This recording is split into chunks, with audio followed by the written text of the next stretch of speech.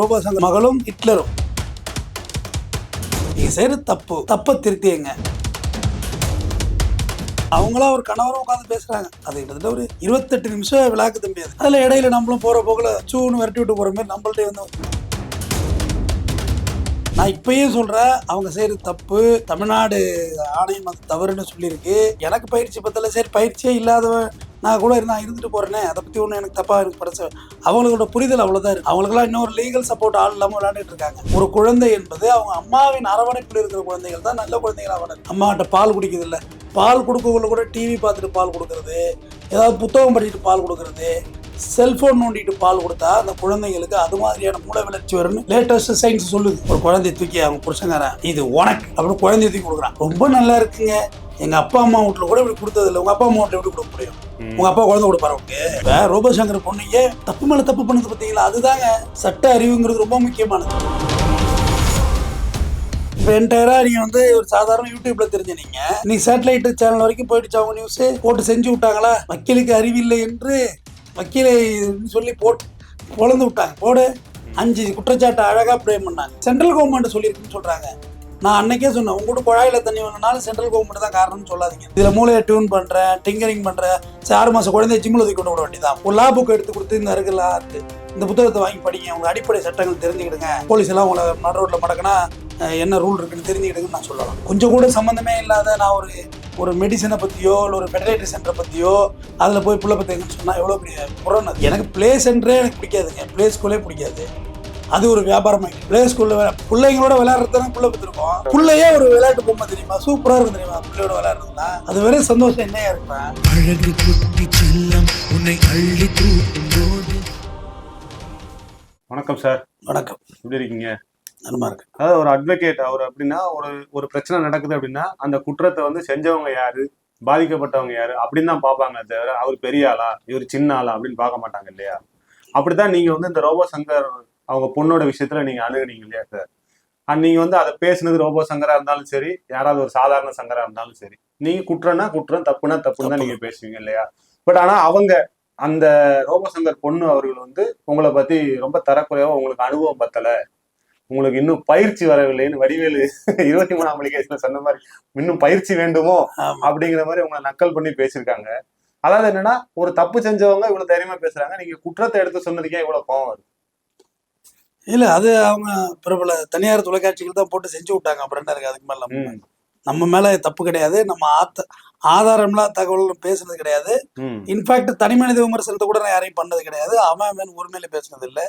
எல்லாருக்கும் மரியாதை கொடுத்தா பேசுவோம். பட் நீங்க ஒரு சொசைட்டில ஒரு கிரைம் ஒன்று செய்யறீங்கன்னா அந்த கிரைம்னு முதல்ல சொல்றதுக்கு இங்கே ஆள் இல்லை. நீங்க செய்யறது தப்பை திருத்தியங்க. அவ்வளவுதான் நம்ம சொல்ல வேண்டிய விஷயம். ஆனா அதுக்கு வந்துட்டு அவங்க எனக்கு பயிற்சி பத்தல, சரி பயிற்சியே இல்லாதவன் நான் கூட இருந்துட்டு போறேனே, அதை பத்தி ஒண்ணு எனக்கு தப்பா இருக்கு படைச்ச அவங்களோட புரிதல் அவ்வளவுதான் இருக்கு. அவங்களுக்கெல்லாம் இன்னொரு லீகல் சப்போர்ட் ஆள் இல்லாம விளையாண்டுட்டு இருக்காங்க. அவங்களுக்கு ஒரு பிரச்சனை வரக்குள்ளதான் தெரியும் அது எங்க போய் நிக்குன்னு. சாதாரண விஷயம், ஒண்ணுக்கு போன பிரச்சனை ஊரே பத்தி எரியுதுப்பாங்க. சிம்பிளான விஷயம் தான். ஆனா ஃபயர் ஆகுள்ள அது தவறு தெரியாம போயிடும். அப்படி நிறைய பேர் வாயை விட்டு மாட்டிருக்காங்க. அவங்களா ஒரு கணவரும் உட்காந்து பேசுறாங்க. அது கிட்டத்தட்ட ஒரு 28 நிமிஷம் விளாக்கு தம்பியாது. அதுல இடையில நம்மளும் போற போக்குல சூன்னு விரட்டி விட்டு போற மாதிரி நம்மள்ட்ட வந்து விரட்டி விடுறோம். நம்மள்ட்ட எல்லாம் யாரும் விரட்டி விட வேண்டானே. நம்மள்ட்ட வர்றது ஒரு வாண்டடா வந்து வண்டியில ஏறுறது தான். நான் இப்பயும் சொல்றேன், அவங்க செய்யறது தப்பு. தமிழ்நாடு ஆணையம் அது தவறுன்னு சொல்லியிருக்கு. இது சேம் இவங்க யார் தெரியுமா? அந்த ரோபோசங்கர் பொண்ணு ஹிட்லரோட ஒப்பிட்டு ஒரு விஷயம் சொல்றேன். அப்பதான் கரெக்டா இருக்கும். ரோபோசங்கர் பொண்ணும் ரோபோசங்கர் மகளும் ஹிட்லரும் ஒரு கம்பாரிசன். ஹிட்லர் என்ன செய்யறாரு? ஹிட்லர் செய்த அயோக்கியத்தனம் கொடுங்கோலத்தனத்துல இதுவும் ஒண்ணு. நம்ம ஹிட்லர்லாம் வரலாறு பற்றி பேச ஆரம்பிச்சிட்டோம்.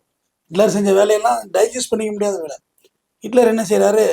அந்த நாட்டில் உள்ள அழகான ஆணு, அறிவான ஆணு, அழகான பெண்ணு, அறிவான பெண்ணு, இந்த 2 பேரும் எடுத்து சொபிஸ்டிகேட்டடான ரூம் கொடுத்து அவங்க யாரும் கிடையாது, அவங்க கணவன் மனைவியெல்லாம் கிடையாது. ஆனா அவங்கள வந்து ஒரே அறையில நல்லா அதிநவீன தொழில்நுட்பம் கொண்ட அறையில கணவன் மணியா இருக்க வச்சு நல்ல சாப்பாடு ஊட்டம் எல்லாம் கொடுத்து அவங்களோட அக்ரிமெண்ட்ல கையெழுத்து வாங்கியிருந்தாரு. குழந்தை பிறந்த அன்னைக்கு நீங்க போயிடணும் அந்த குழந்தைய விட்டுட்டு. அந்த குழந்தைக்கு நீங்க யாருன்னு தெரியாது, உங்களுக்கு குழந்தை யாருன்னு தெரியாது. அப்படி ஒரு அக்ரிமெண்ட்டை போட்டு 20,000 குழந்தைகளை பெற்று எடுத்திருக்காங்க ஹிட்லரு. எவ்வளவு ஒரு அயோக்கியத்தனம். அந்த குழந்தைய கொடுக்குற ஸ்டில் எல்லாம் இணையத்துல இருக்கு. அழுதுகிட்டு கதறிட்டு கொடுக்குறாங்க. அப்படியே எப்படி இருக்கும் பெத்தவங்களுக்கு? அந்த புள்ள மேல எந்த பாசமும் இருக்கக்கூடாது. அந்த குழந்தைக்கு அப்பா அம்மா பேர் ஜெர்மனியா, ஜெர்மனியின் குழந்தை அது பேரு. ஆமாங்க, ஹிட்லர் பண்ணியிருக்காருங்க. இந்த ரோபோ சங்கர் மேட்டரை படிக்கக்கூடாதான் அதை பத்தியான கூடுதல் சைட்டேஷன் தேடக்குள்ள இந்த விஷயம் எனக்கு உள்ள வருது. அப்ப அவங்க பாதி பேர் பிரிய மனசுல கொண்டுடுவான்னு சொல்லியிருக்காரு. புள்ளப்பத்தோடு போயிடு அப்படின்னு சொல்லிட்டு அந்த குழந்தைங்களை பச்சை குழந்தையிலேருந்து அவங்களுக்கு எக்ஸ்ட்ரா கரிக்குலம் ஆக்டிவிட்டிஸ் என்னென்னமோ சொல்லி கொடுத்து அந்த குழந்தைகளை டெவலப் பண்ணி கொண்டு வந்து பார்த்தப்பதான் ரிசல்ட் வருது. இந்த குழந்தைகள் மன வளர்ச்சி குன்றிய குழந்தைகள்னு. ஹைடெக்கான ஜெனட்டிக்ல ஹைடெக் எக்ஸ் குரோமோசோம்கள், ஒய் குரோமோசோம்கள், ஹைடெக் டிஎன்ஏல எடுத்தாந்து குழந்தையை பெக்க வச்சு அந்த குழந்தைக்கு கொடுக்க முடியாத ஊட்டச்சத்துக்களை கொடுத்து எல்லா விதமான ஆக்டிவிட்டியும் கொண்டு வந்து உலகின் தலை சிறந்த ஆசிரியர்களை வைத்து அந்த குழந்தைகளுக்கு ட்ரெயின் பண்ணி கொண்டு வந்தா அந்த குழந்தைகள் மனவளம் குன்றிய குழந்தைகள். 20,000 குழந்தைகள் மனவளம் குன்றிய குழந்தைகள். ஒரு குழந்தை கூட அதுல தேரல. அப்பதான் கன்க்ளூஷன் என்ன கண்டுபிடிச்சாங்கன்னா, ஒரு குழந்தை என்பது அவங்க அம்மாவின் அரவணைப்பில் இருக்கிற குழந்தைகள் தான் நல்ல குழந்தைகளா வளருது. அம்மாட்ட பால் குடிக்குது இல்ல, பால் கொடுக்கக்குள்ள கூட டிவி பார்த்துட்டு பால் கொடுக்கறது, ஏதாவது புத்தகம் படிச்சுட்டு பால் கொடுக்கறது, செல்போன் நோண்டிட்டு பால் கொடுத்தா அந்த குழந்தைங்களுக்கு அது மாதிரியான மூளை வளர்ச்சி வரும்னு லேட்டஸ்ட் சயின்ஸ் சொல்லுது.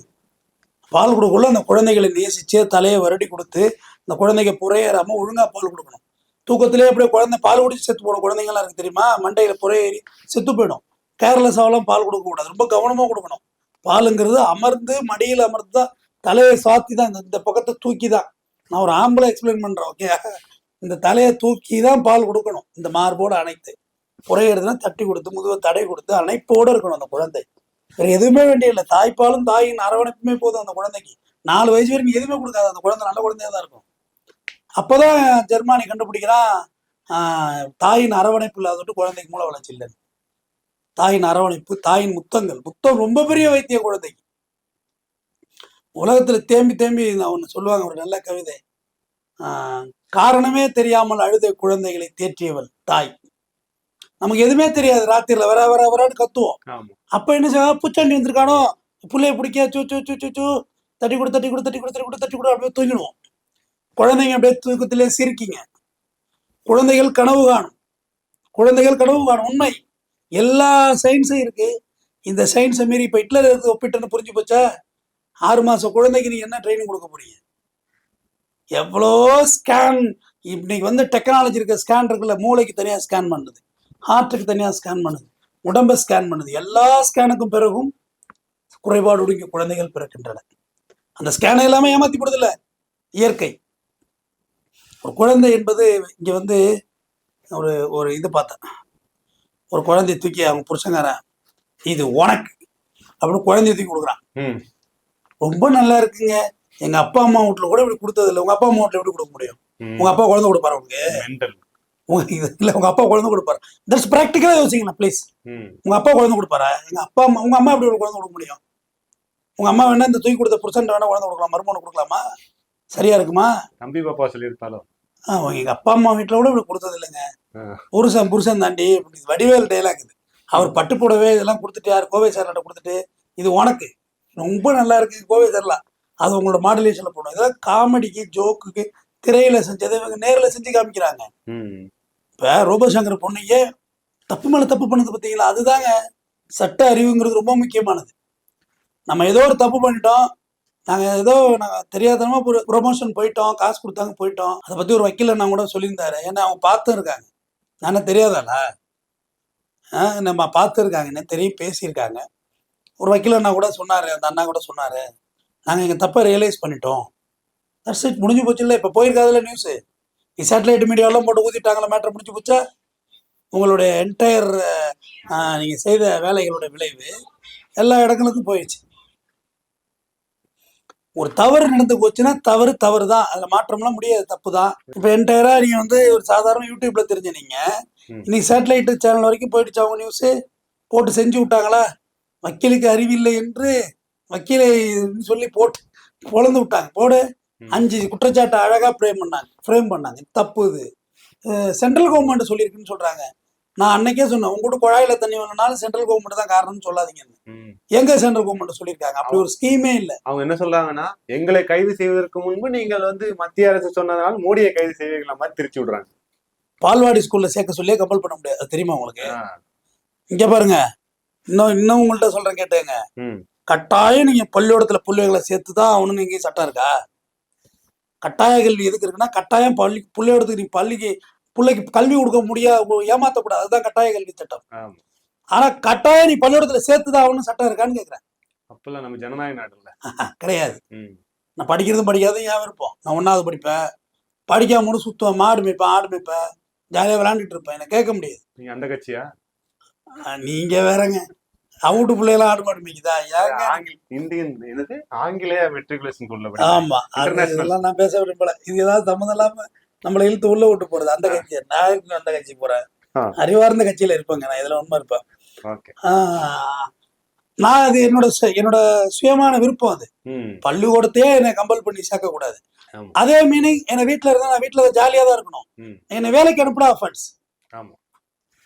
நல்ல புரிதல் பாரு, இதான் சட்டம். இப்ப இந்த சட்ட புரிதல் யார் உங்களுக்கு சொல்லி கொடுப்பா? நான் பள்ளிடம் போறதும் போகாது ஏன் விருப்பம். என்னை கம்பல் பண்ண முடியாது. ஆனா நான் வேலைக்கு போக கூடாது. வீட்டுல சாப்பாடு கொடுத்து சந்தோஷமா நான் வச்சிருந்தா நான் பாட்டு இருந்துட்டு போறேன். ஒரு பெற்றோர் ஒருத்தர் பாலிமர் நியூஸ்ல எல்லாம் வந்துச்சு, நான் குழந்தைகளை சும்மா காட்டுக்குள்ள சுத்திக்கிட்டே இருக்காரு பாத்தீங்களா, படிக்கலாம் வைக்கல அவர். அது இன்றைய காலகட்டங்களில் நம்ம வச்சிருக்கிறது என்ன? மெக்காலே கல்வி. இந்த மெக்காலே கல்வி வச்சுட்டு ஒரு மண்ணாங்கட்டி முன்னேற முடியாது. சும்மா அப்படி சுத்திட வேண்டியதான். எல்லாம் பிஏ ஸ்டூடெண்ட்ஸா உட்காந்துருக்கு. இப்ப ஆங்கிலேய கல்வி என்ன சொல்லுவாங்கன்னா, கணக்கு பிள்ளையை உருவாக்குறதுக்கு தான், அதாவது ஆங்கிலேயம் வந்து அவனுக்கு கீழே ஒரு அடிமை கணக்கு பாக்குறதுக்கு தான் இந்த மெக்காலே கல்வி திட்டத்தை கொண்டு வந்தாங்க அப்படின்னு சொல்லுவாங்க. ஒரு பேச்சு வழக்குல இருக்கு. ஆங்கிலேய கடைசா இந்தியா விட்டு ஃப்ரீடம் ஆகி போகல. இன்னும் எத்தனை நூற்றாண்டுகளாலும் நீங்க முன்னேற மாட்டீங்க, உங்கள்ட்ட கொடுத்துரு கல்வி முறைன்ட்டு தான் அவன் போனான். நம்ம வச்சுக்கிட்டு இருக்க கல்வி 35 மார்க் எடுத்தவன் புத்திசாலி, 34 எடுத்தவன் முட்டாளா 100க்கு? சொல்லுங்க. படிக்காதவங்க நிறைய பரந்த மனப்பான்மையோட இருக்காங்க. வாஸ்டா திங்க் பண்றது சொல்லுவாங்கல்ல, ப்ராடா. அது காமராஜர் இருந்திருக்கு. அப்படி அவருக்கு படிச்சிருந்தா குயித்தி புத்தியா வச்சிருப்பாரு. கன்னியாகுமரியை கைட்டு விட்டு முல்லை பெரியார் டைம் நம்மளோட சேர்த்திருப்பாரு. இடுக்கி மாநிலத்தை நம்மளோட வந்திருக்கணுங்க. மூணாறு நம்மள்ட்ட இருந்திருக்கோம். ஏன்னா Munnar majority Tamil peoples, MLA Tamil ஆளு தான். அதுல முல்லை பெரியார் டைம் நம்மள்ட்ட வந்திருக்கோம். கேரளா கரெக்டா மாட்டிருக்காது. கன்னியாகுமரி வச்சுட்டு என்ன செய்ய போறோம்? சன்செட் மட்டும் தான் அங்க இருக்கு. அப்புறம் விவேகானந்தர் இருப்பாரு, அப்புறம் திருவள்ளுவர் தூக்கி கொண்ட கலைஞர் வச்சாரு. அப்புறம் தான் அது வந்து அது ஒரு டூரிசம், அவ்வளவுதானே. இடுக்கி மாநிலம் வந்துருந்தா எவ்வளவு டீ எஸ்டேட் அங்க இருக்கு, பலாயிரம் பேருக்கு வேலை வாய்ப்புகள் கொடுத்துருக்கலாம். முல்லை பெரியார் டைம் நம்மள்ட்ட இருந்திருக்கும்.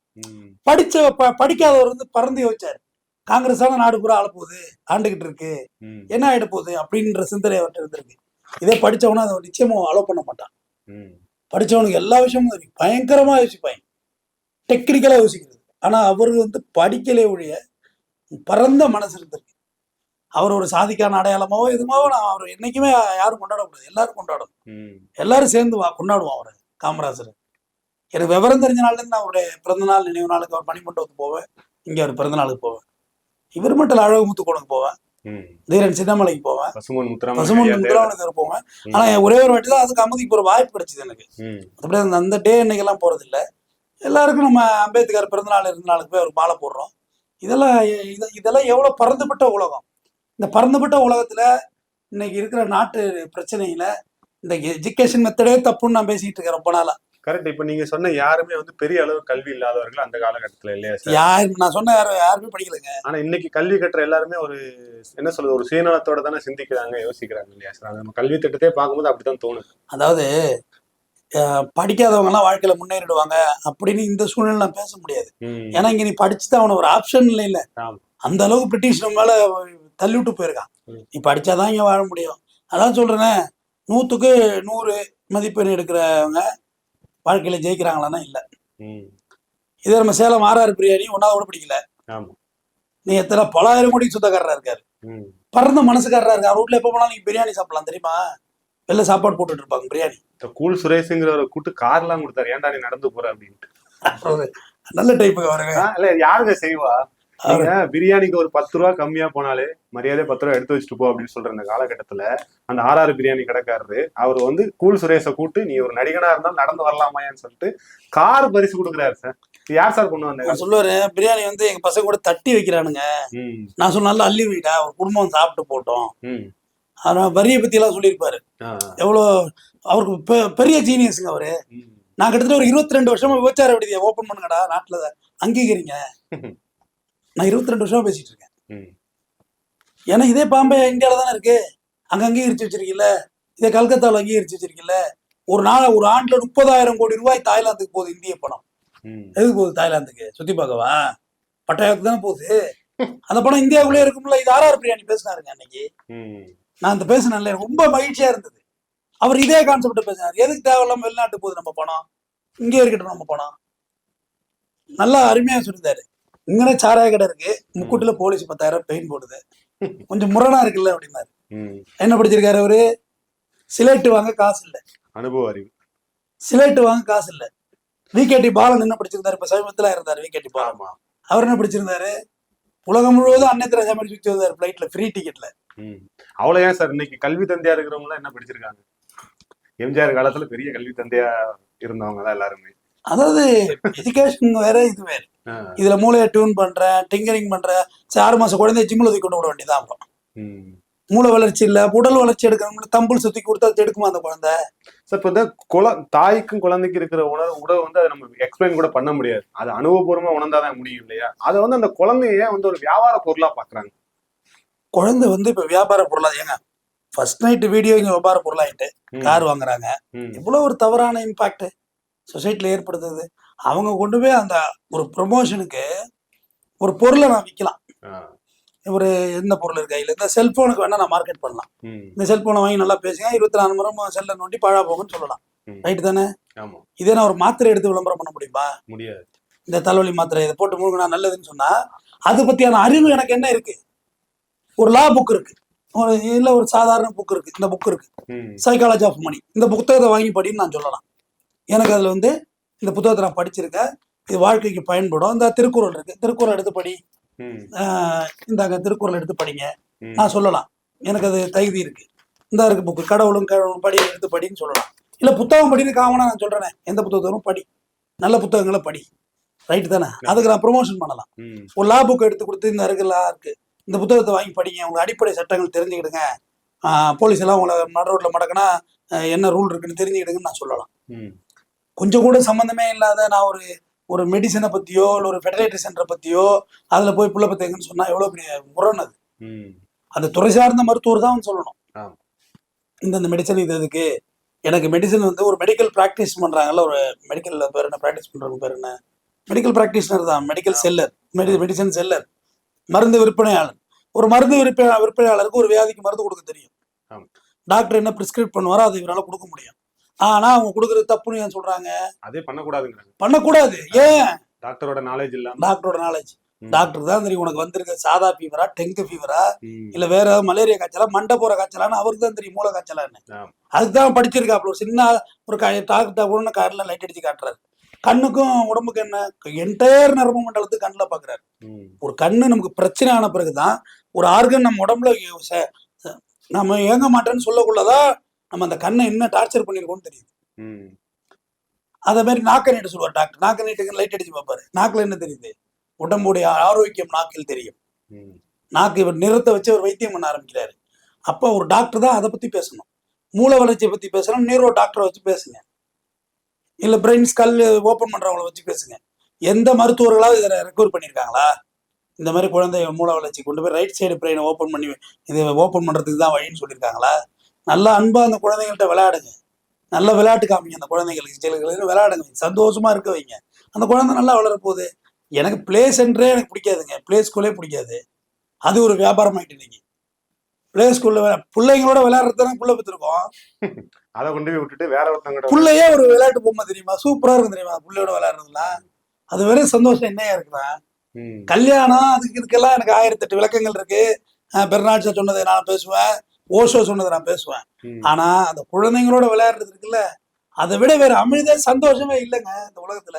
அது ஒரு பொம்மை. அது நல்லா பேசும், விளையாடும், தூக்க பெருந்தல்ல தலைவணி கொண்டாந்து வைக்கும், தண்ணி கொண்டாந்து வைக்கும். பண்ற வேலையெல்லாம் பாத்தீங்கன்னா வேடிக்கையா இருக்கும். ஒரு படம் வரைஞ்சி அந்த கொண்டாந்து காமிக்கும், அந்த ரெக்கக்னைஸ் பண்ணும். ஐயோ சூப்பரா இருக்கு அந்த படம்னு சொல்ல அந்த குழந்தை மலரும். ஒரு அவமானங்களும் ஒரு குழந்தைக்கு ஒரு மரணத்துக்கு சமமானதுன்னு சொல்லியிருக்கு சார் ஒரு விஞ்ஞானம். மருத்துவியல் சொல்லுது, குழந்தைங்கள டீஸ் பண்றாங்கல்ல, அந்த டீஸ் பண்றது, அதாவது உன்னை விட அவன் அழகா இருக்கான், தங்கச்சி தான் அழகா இருக்கா, அண்ணன் அழகா இல்லை அப்படி சொல்றது ஒரு அவமானம், மரணத்திற்கு சமமானது. அது கூட பாதிக்கும் அந்த குழந்தையோட மனநிலை. நிச்சயமா பாதிக்கும். உங்களுக்கு எல்லாத்துக்கும் ஒரு ரகசியம் ஒன்று உண்மையை சொல்லட்டுமா? நீங்க இது வந்து நம்புறது இல்லை, வேற மாதிரி இருக்கும். நான் வந்து என்னோட 2ஆம் வகுப்பு முடிக்கும் வரை நான் தாய்ப்பால் குடித்தவன். கிட்டத்தட்ட எனக்கு அன்னைக்கு 7-7.5 வயசு வரைக்கும் நான் தாய்ப்பால் குடிச்சவன். ஊரே கிண்டல் பண்ணுச்சு. நான் கடைசி பிள்ளை.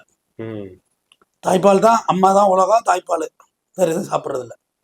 எங்க அப்பா ஒரு கம்யூனிஸ்ட்வாதி. நீ தாய் குழந்தை பால் கொடுக்குறது, உனக்கு பால் எப்போ நிற்குதோ அப்படின்ட்டு போட்டோம், அது வரைக்கும் அவன் குடிக்கட்டும் அப்படின்னாரு. குடிச்சிட்டே தான் இருந்தேன், பால் தாய்ப்பால் குடிச்சிட்டே தான் இருந்தேன். அதை விட வேற வேலை என்ன? எங்க அப்பா சொல்றது, குழந்தைக்கு பால் கொடுக்குற, அதை விட வேற வேலை என்ன? அவனுக்கு உணவு. மாடு கண்ணுட்டி பால் குடிக்குதுல்ல, அது பால் நிற்கிற வரையும் மாடு கண்ணுட்டி குடிச்சிட்டு தான் இருக்கும். ஆனா இங்க 2 வயசு குழந்தை கூட பால் கொடுக்க தயாரா இல்லை. குழந்தைய பெத்துக்காம டெஸ்ட் டியூப்ல பெத்துக்கிட்டாங்க நயன்தாரா குழந்தை. ஆமா, நீங்க பால் குடுக்கறது 2வது சொல்லலாம், அளவு குறைஞ்சிருன்னு குழந்தை பெத்துக்காம டெஸ்ட் டியூப்ல பெத்துக்கிறாங்க. எங்க அம்மாவுக்கு 65-70 வயசாவது நல்லா தான் இருக்கிறாங்க. நானும் தான் 40 வயசு நல்லா தான் இருக்கிறேன். இதை விட இன்னும் ஒரு ஹைலைட் நடந்துச்சு எங்க வீட்டுல. இதெல்லாம் இன்னுங்க இப்ப இது இது இது வந்து இப்ப நல்ல பொருத்தமான ஒரு உதாரணத்துக்கு வந்துட்டேன். எங்க அம்மா எனக்கு 7-7.5 வயசு வரைக்கும் தாய்ப்பால் கொடுத்தது சரி. ஆனா எங்க அப்பா என்ன ஒரு ட்ரை பண்ணாரு. இயற்கை உணவு கொடுக்கறது இவனுக்கு, வேற உணவே கொடுக்கறது இல்லை, வெறும் பச்சை காய்கறி பச்சை பழத்தை வெட்டி வெட்டி கொடுத்தாரு. அதுல எங்க அப்பா ஃபெயிலியர் ஆகுறாரு. எப்படின்னா, எங்க பெரியம்மா ஒருத்தவங்க இறந்து விட்டாங்க கேன்சர்ல. ரொம்ப நல்லவங்க, சீக்கிரம் போயிட்டாங்க. அவங்க என்ன தூக்கிட்டு போய், சின்ன பிள்ளை தங்கச்சி பிள்ளை இல்ல, என்னை தூக்கிட்டு போய் குளத்துக்கு பக்கத்துல வச்சு இட்லி ஊட்டி விட்டுருக்காங்க. எல்லா பிள்ளைகளும் இட்லி சாப்பிட்டா இட்லி கேட்கும், நான் சின்ன பையன் இட்லின்னு தூக்கி விட்டுட்டு வாயில விட்டுட்டு இருக்கு. இட்லி சாப்பிட்டேன் பெரியம்மாவோடன்னு இருக்கேன். எங்க பெரியம்மாவோட பேசுறது போயிட்டு அந்த அளவுக்கு மூர்க்கமான ஒரு கொள்கை வெறியனா இருக்கிறாரு. ஒரு கட்டத்துல வந்து எனக்கு இந்த கைடிப்பானன்னு சொல்லுவாங்க, மாட்டுக்கு இருக்கும்ல, அதுல கையை விட்டு அரிசியை சோத்து தின்னு இருக்கேன். ஏன்னா இயற்கை உணவு தெரியல எனக்கு. அது இன்னைக்கு இயற்கை உணவு சாப்பிட்றது ஃபேஷன் ஆகி போச்சு. காலைல ஒரு ஜூஸ் குடிக்கிறேன், மத்தியானம் ஒரு, இப்போ ஃபேஷன் ஆகி போச்சு. அப்போ அது எனக்கு அதை தெரியல. கைடி தண்ணி அரிச்சு தின்னு இருக்கேன். சரி, அவர் ஒரு 50% மைண்ட் சேஞ்ச் ஆயிட்டாரு. சரி, சேஞ்சுன்னு இந்த சேஞ்ச் இல்லைப்பா, சரி இவன் வேற மாதிரி வளர்றான் இவன் அப்படின்னு. அடுத்து நாய் நின்று இருக்கு, நாய். அப்போ அது நாயை அடுத்து குழம்பு வச்சு தின்றுமா அப்படின்னு இருக்கேன். சரி, ஃபினிஷ். அவர் முடிவு எடுத்துட்டார். ஈவன் இந்த இயற்கை உணவுல அவனை சிங்கே ஆகலாம். நம்ம தேவையில்லாம அவனை ட்ரை பண்றோம். இவன் ஒரு மனித பிராணி, இவன் அசைவ பிராணி. இப்போ அசைவம் சாப்பிட்றது நான் கம்மியாயிடுச்சு. பட் அந்த வயசுல அதை ட்ரெயின் பண்ண தப்பு இவனை அப்படின்னு அவர் விட்டுட்டார். சரி, அஸ் யூஷுவல் எல்லா பிள்ளைங்களும் மாதிரி நானும் சோறு சாப்பிட ஆரம்பிச்சிட்டேன், குழம்பு சாப்பிட ஆரம்பிச்சிட்டேன். இது என்னோட 8வது வயசுல நடக்குது இந்த கூத்து. அப்ப புதுமையா எதுவும் ட்ரை பண்றோம்னு சொல்லி ட்ரை பண்றதுல ஒரு விபரீதம் இருக்கிறது. குழப்பங்கள் ஆயிடும், பிள்ளைங்க குழம்பிடும், கன்ஃபியூஸ் ஆயிடும். ஸ்கூலுக்கு போனா ஒரு யூனிக்கா வேற மாதிரி இருக்கும் பிள்ளைங்க. அதுதான் யூனிஃபார்ம்லாம் போட்டு விட்டாங்க. நீ நல்ல சட்டை போட்டு வருவ, என்கிட்ட கிழிஞ்ச சட்டை இருக்கும், எதுவுமே இருக்கக்கூடாது, எல்லாரும் ஒரே யூனிக்கா போட்டு ட்ரெஸ். குழந்தை வளர்ப்பு என்பது ஒரு மிகப்பெரிய கலை. அந்த குழந்தைகளை போட்டு டார்ச்சர் பண்ணக்கூடாது. குழந்தைகள் நோய் வந்தா மருத்துவர்கள்ட்ட போங்க. நீங்களா வாயில வச்சு ஊதி எடுக்கிறது, இந்த மருந்து எடுக்கிறதுலாம் போர்ச்சரி. தொக்கை எடுக்கிறதுலாம் இங்க ஒண்ணும் கிடையாது. எவன் தொக்கை எங்க இருக்குது உடம்புல? ஒரு நெட்டை ஓட்டு 3 நாள் நெட்டு காலில் வெளில வந்துடும், தெரிஞ்சுங்க. நம்ம உடம்பு அப்படிப்பட்ட மெட்டபாலிசம் உள்ளது. அந்த இதெல்லாம் வேண்டியது இல்லை. குழந்தை உடம்பு சரியில்லைன்னா மருத்துவரை அழைச்சிட்டு போங்க, உடனடியாக அழைச்சிட்டு போங்க, தாமதிக்காதீங்க. பிடியா சென்டர்ல ஒரு எம்பிபிஎஸ் கூட பக்கத்துல இருந்தா உடனே அழைச்சிட்டு போயிடுங்க. ஏன்னா அவர்களுக்கு தான் தெரியும் குழந்தை எழுத்து கழுவுதுன்னு. ஒரு மருந்து நீங்களா ஏதாவது மெடிசனை வாங்கி கொடுக்குறது, பேராசிட்டமால் கொடுத்தா ஜுரம் சரியாயிடும். எந்த ஊரை கண்டுபிடிச்சது? பேராசிட்டமாலை ஏத்துக்கிறது இல்லையான்னு என்ன குழப்பத்தில் இருக்கு நாடு. பாதி மெடிசன் பாதி ஒத்துக்காத மெடிக்கல் போர்டு ஒத்துக்காத மாத்திரைகளே நிறைய சுத்திக்கிட்டு இருக்கு. அதனால நம்மளா எதையும் மெடிக்கேட் பண்ணிட்டு அதை சரின்னு சொல்லக்கூடாது. உங்க குழந்தைங்களை ஒண்ணு சேர்த்தீங்களா, சேர்த்துட்டு போங்க. அதை விளம்பரப்படுத்தி மற்ற பாமரர்களையும் நீங்க அங்க வரணுங்கிற மாதிரி இன்டென்ஷன் பண்றதுதான் தப்புன்னு நான் சொல்றேன் ஒழிய, நீங்க உங்க குழந்தையோட ரைட் சைடு பிரெயினை வேலை செய்ய வைக்கிறது, லெஃப்ட் சைடு பிரெயினை வேலை வைக்கிறது, சென்ட்ரல் உள்ள பிரெயினை வேலை செய்ய வைக்கிறதுலாம் ஏன் நமக்கு தேவையில்லாது. எங்க வீட்டு குழந்தைங்களுக்கு அதை வழி மாத்தி விட்டுறீங்க. அதை கொண்டாந்து புகுத்தாதீர்கள். அதை புகுத்துனீங்கன்னா நாளை பின்ன அதை செய்ய ஆரம்பி. அப்பான்னு ஒரு படம் இருக்கு, தமிழ் படம், வாய்ப்பு இருக்கிறவங்க அதை பாருங்க. சமுத்திரக்கனி படம் ரொம்ப நல்லா இருக்கும். அந்த படம் அதுல தாஜ்மஹால் செய்ய சொல்லியிருப்பாங்க. வேற வீட்லயே சண்டை வந்துடும். அது புரியாத பைத்தியமா இருக்கும் சமுத்திரக்கனி பொண்டாட்டி. பாய் கிடைக்குதா நாளைக்கு தாஜ்மஹால் தான் ஹோம் ஒர்க்குன்னு பாய்க்கு எப்படி தெரியும்? பாய்க்கு ஸ்கூலுக்கு என்னன்னு போயிட்டு தாஜ்மஹால் வேணுமா? இல்லை, ஒரு கட்ரு, ஒரு பென்சிலு, ஒரு பிளேடு, ஒரு டேப்பு, ஒரு தெர்மாக்கோல் கொடுங்கன்னு அந்த குழந்தை கேட்கும். என்னங்க நீங்க செய்ய போறீங்க? இல்லைங்க அவர் செய்ய போறாரு. நம்ம செய்யற மாதிரி வராது இல்ல போறது கடைக்காரன். பெரிய பிலாசபி இது. நம்ம செய்யற மாதிரி சார் பாய் இது ப்ராஜெக்ட் ஒர்க் வந்து உங்களுக்கு எனக்கு இல்லை அவருக்கு அப்படின்னு சொல்லி அவங்க செஞ்சு அழகா அந்த குழந்தை எடுத்துட்டு போவோம். ஆனா அவன் வெரி பேடுன்னு போட்டிருப்பாங்க. இவங்க அம்மா சண்டை போடும் வீட்டுல. பார்த்தீங்கன்னா அவமானப்பட்டு வராங்க. அடுத்த நாள் ஸ்கூலுக்கு போகல சொல்லுவாரு, எனக்கு தெரிஞ்சு இந்த பையன் என் பையன் தான் நல்லா செஞ்சான்னு நான் நினைக்கிறேன். அந்த வெறி கூட்டு போட்டிருக்கீங்க இதை செஞ்சதா அந்த பாப்பா செஞ்சதா அப்படின்னு சொல்லியிருப்பாரு. இது நல்ல விஷயம். நம்ம பாதிக்கு மேல நம்ம கைடை வாங்கி கொடுத்து படிக்க வைக்கிறோம். புத்தகத்துக்கு மேல பிறகு கைடு புத்தகம் சொல்லி தருது. அதுக்கு மேல செல்போன் பாடம் நடத்துது. அவங்களே தேடி படிக்கிறாங்க குழந்தைகள். நான் தான் உங்கள்ட்ட திருப்பி திருப்பி எல்லா வீடியோக்குள்ளையும் சொல்றேன். இன்னும் ஒரு 20 ஆண்டு காலம் கழித்து மிகச்சிறந்த ஆளுமைகளான அறிவுடைய குழந்தைகளை நாம் சந்திப்போம். அவர்களுக்கு செல்போன் எப்படி ஹேண்டில் பண்றதுலாம் தெரிஞ்சிருச்சு. அதுல இருந்து கூகுள்ல எப்படி இன்ஃபர்மேஷன் எடுக்கிறது, ஏஐ எப்படி பயன்படுத்துறதுங்கிறதெல்லாம் நல்லாவே தெரிஞ்சிட்டு அவங்க அறிவார்ந்த சமுதாயமா வருவார்கள். அதுக்குள்ள போட்டு உலகத்திலே 8 வயசுல 1வது சேர்க்கிற ஒரே இது வந்து பின்லாந்து. வேர்ல்டுலயே அவன் தான் நம்பர் 1 இருக்காங்க கல்வியில. படிப்பு வரும், தானா வரும். அதுக்கு இடையில இந்த மாதிரி ஆர்டிபிஷியலா நீங்க ஏதாவது ட்ரை பண்ணி உங்களையும் குழப்பி நீங்களும் குழப்பி சமுதாயத்தையும் குழப்பாதீர்கள். பிறகு ஒரு நல்ல சந்தர்ப்பத்தில் பேசுவோம். நன்றி.